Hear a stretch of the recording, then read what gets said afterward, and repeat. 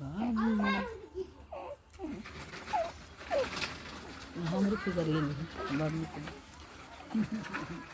अरे सोना जी, ओ सोना जी, सोना जी, ओ सोना जी, सोना जी, सोना जी, गाड़ी पर बैठो तारा घूमो तारा बाबू दवा करावे गई रलो हम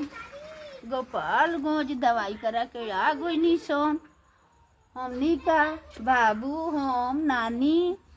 मामा गुड़िया कुमारी दवा करा गई निसन बाबू आ गई निसन बाबू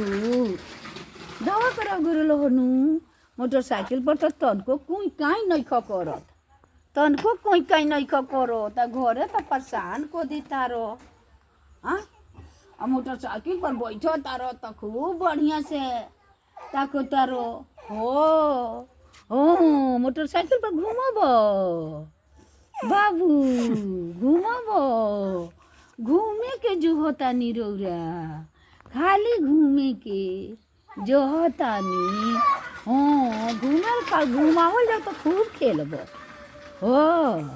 घूमे के ठंडा होकर चाहे कुछ हो घूमे के बहुत जो होता रहो बाबू के दवाई आ गई बाबू के डॉक्टर साहब देख देनी हो बाबू के गुरुर गुरुर करता रे गुरुर गुरुर नटी करता तो देखा देनी हो दवाई आ गई अब अच्छा हो जेबो बाबू तो अब घूमे मन चलो बड़ी घूमता रह तू घूमता रह आज 25 तारीख के हमनी का गोपालगंज बाबू नानी जी मामा जी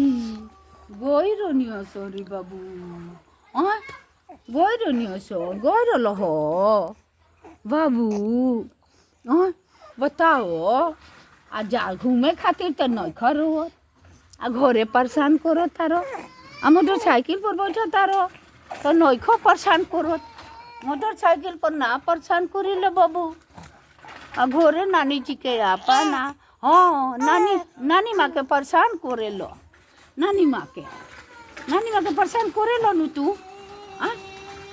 परेशान करे लो नु बाबू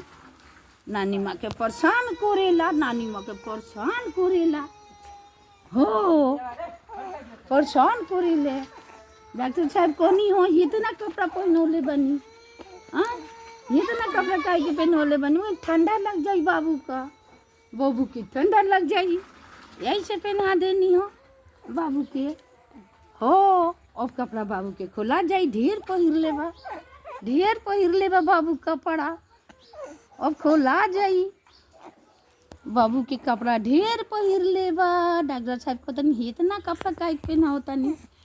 इतना कपड़ा पूरा कपड़ा डोरे पहना देनी है जी।